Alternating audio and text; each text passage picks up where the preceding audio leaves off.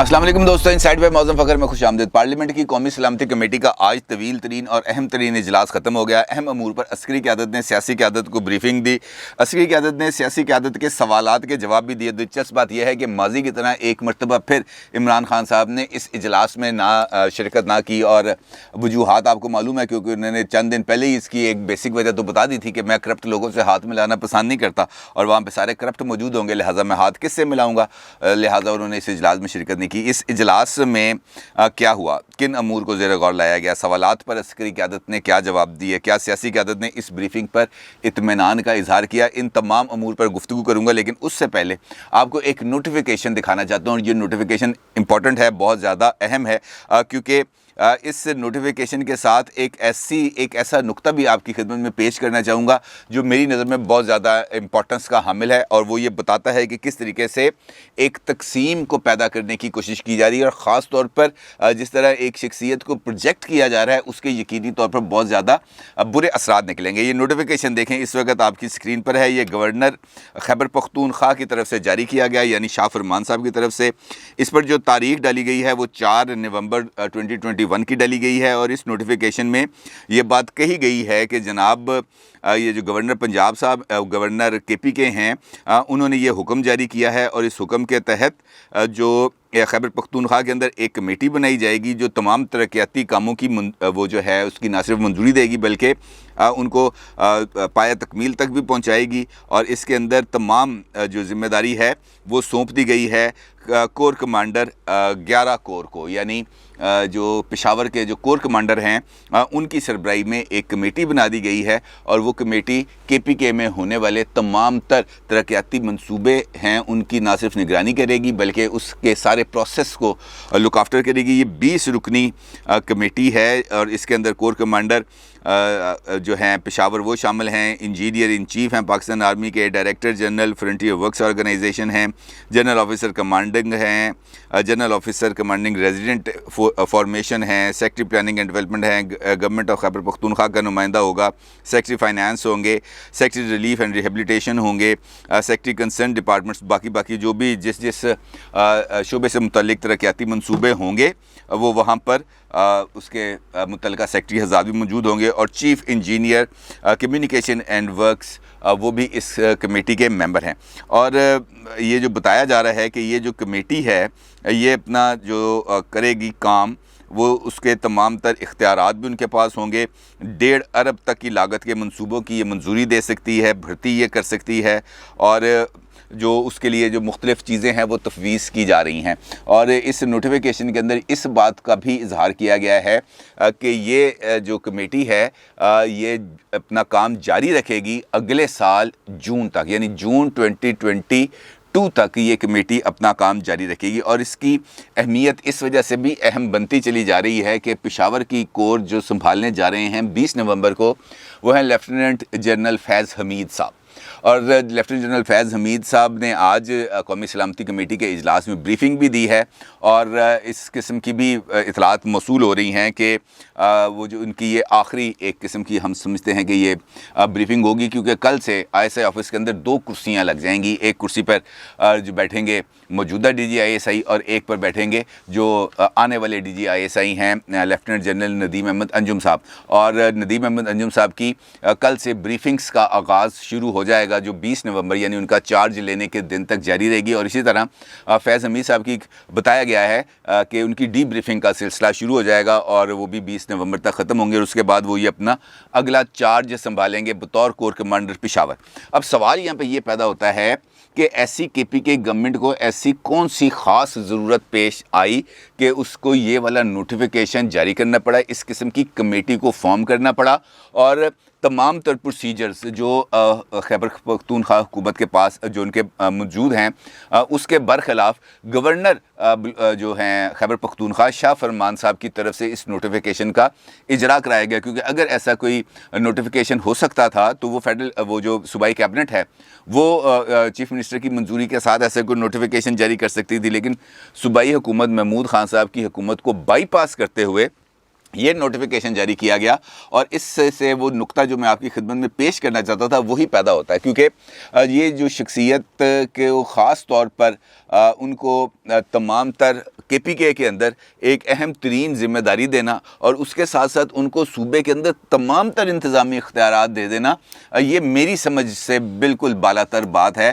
کیونکہ مختلف چاروں صوبوں کے اندر بھی کور کمانڈرز موجود ہیں، مختلف شہروں کے اندر بھی کور کمانڈرز موجود ہیں، لیکن کسی کور کمانڈرز کے پاس شاید جہاں تک میری اطلاع، اگر آپ کے پاس ایسی کوئی انفارمیشن ہو تو میری اصلاح ضرور کیجیے گا، لیکن اس قسم کی کوئی چیز میری نظر سے نہیں گزری آج تک۔ ہاں، ماضی کے اندر جب نیشنل الیکشن پلان بنا تھا تو وہاں پر ایپیکس کمیٹیاں بنائی گئی تھیں، اور ہر صوبے میں بنائی گئی تھیں، اور ایپیکس کمیٹی کا کام یہ تھا کہ وہ صوبائی کمیٹی کے ساتھ، یعنی صوبائی انتظامیہ کے ساتھ مل کر امن و امان اور دیگر معاملات کو دیکھے گی۔ ایک کمیٹی ماضی میں بنی تھی، اور وہ بھی پختونخوا کے اندر بنی تھی، اور وہ اس وجہ سے بنی تھی کہ وہ جو فارمر فاٹا تھا اس کا انضمام ہونے سے پہلے وہاں پر جو ترقیاتی منصوبوں کو کمپلیٹ کرنا تھا اس کے لیے ایک کمیٹی بنائی گئی تھی، لیکن وہ اپنا کام کمپلیٹ ہو گیا، فاٹا کا انضمام ہو گیا کے پی کے ساتھ، تو اس کے بعد وہ کمیٹی کا جو ایگزسٹنس ہے وہ ختم ہو گئی۔ اب اس کے بعد دوبارہ اس کمیٹی کو اسی فارمولے کے تحت دوبارہ لے کے آنا یہ بہت سارے سوالات پیدا کرتا ہے، اور اس وجہ سے بھی پیدا کرتا ہے کہ اس کے پولیٹیکل امپیکٹس ہیں، کیونکہ اگر کور کمانڈر پشاور سامنے آئیں گے اور آ کے ترقیاتی منصوبوں کی نگرانی کریں گے، اور خاص طور پر اس صوبے کے اندر جہاں پر کے پی کے اندر جہاں پر پی ٹی آئی کی گورنمنٹ ہے اور وہاں پر فیض حمید صاحب کا رول ہوگا، تو پھر تو وہاں پر بھی بہت زیادہ سوالات اٹھیں گے۔ اور یہ اگر ہم اس کو دیکھیں، اگر جو نقطہ میری سمجھ میں آ رہا ہے وہ شاید یہ ہے کہ پی ٹی آئی گورنمنٹ جان بوجھ کر ایسا ایک منظر نامہ پیش کرنا چاہ رہی ہے جس کے ذریعے وہ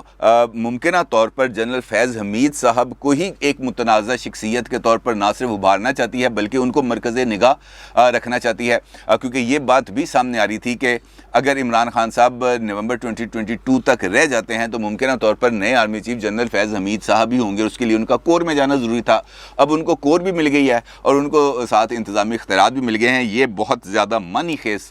صورتحال ہے، اس پر میں آپ کی رائے اور رہنمائی کا طالب رہوں گا، اور اگر اس حوالے سے اگر میری اصلاح ہے تو آپ براہ کرم اس کی اصلاح بھی ضرور کیجیے گا۔ خیر، بات کرتے ہیں ایک اور اہم موضوع کی، وہ ہے قومی سلامتی کمیٹی کا اجلاس۔ قومی سلامتی کمیٹی کا اجلاس اس وجہ سے امپورٹنٹ ہے کہ اس کے اندر 3 اہم ترین ایشوز پر بات ہوئی۔ نمبر 1 افغانستان کا issue, number 2 T L P کے ساتھ جو حکومت جو ہماری اسٹیبلشمنٹ کے ذریعے جو ایک خفیہ معاہدہ ہوا وہ، اور تیسرا ٹی ٹی پی یعنی کالعدم تحریک طالبان پاکستان کے ساتھ ہونے والے مذاکرات اور اس کا آؤٹ کم۔ یہ 3 امپورٹنٹ ایشوز تھے جو آج اس اہم ترین میٹنگ کے اندر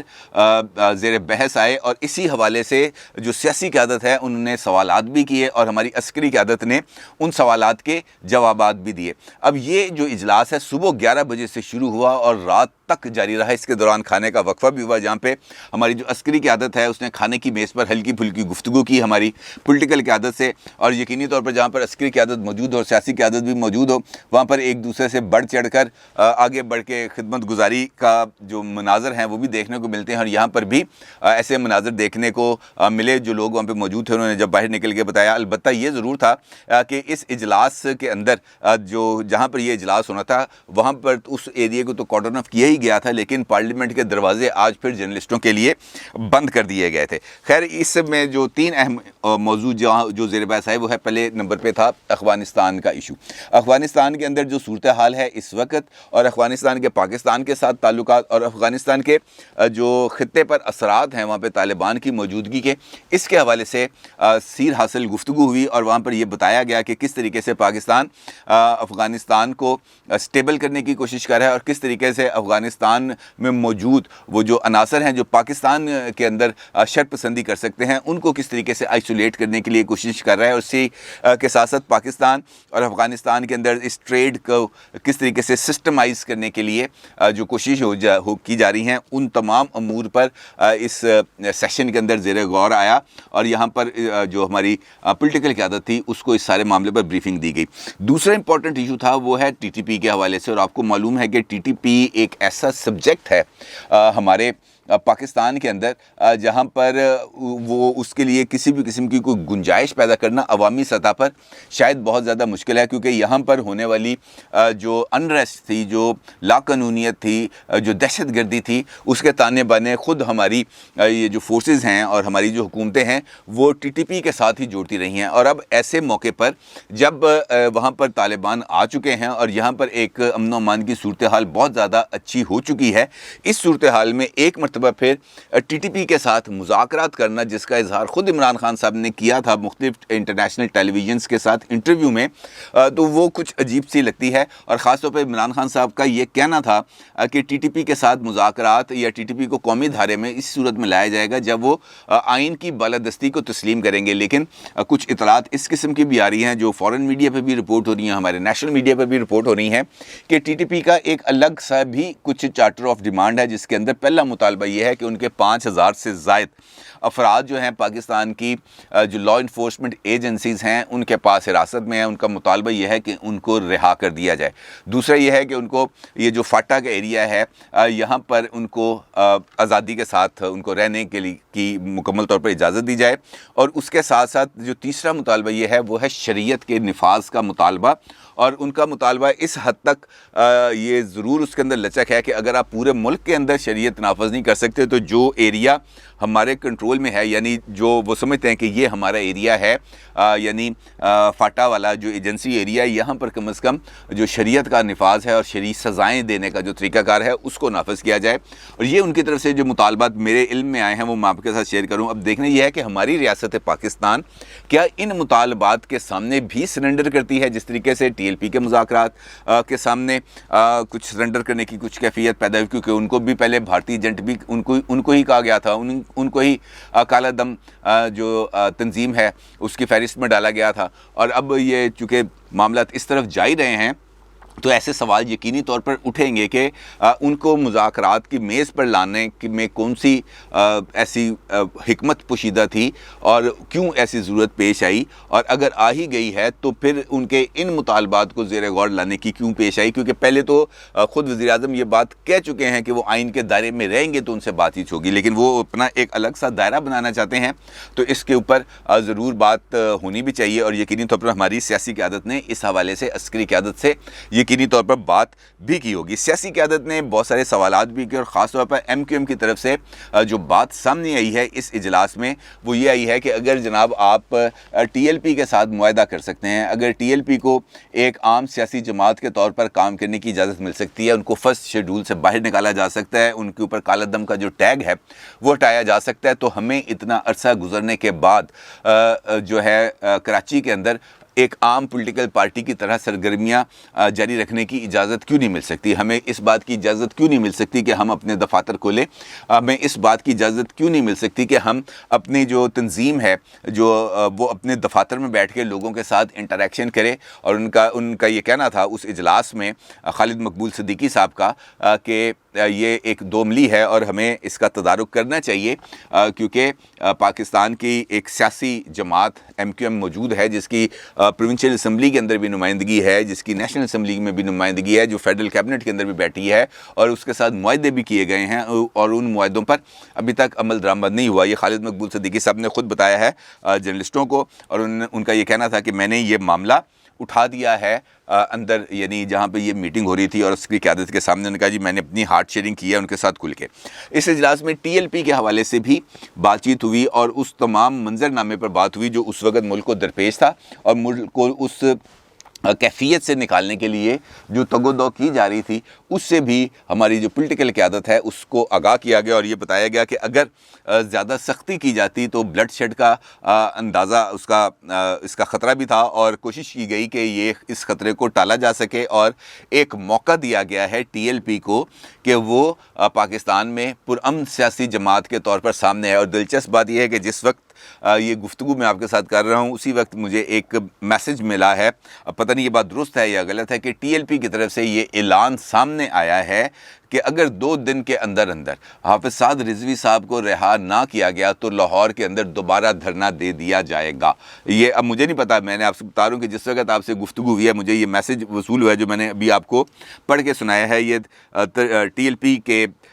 وہ جو گروپس ہیں واٹس ایپ کے، وہاں سے شیئر ہوا تھا جو میں نے آپ کے ساتھ شیئر کیا۔ اب دیکھنا یہ ہے کہ یہ خبر درست ہے یا نہیں، اس کا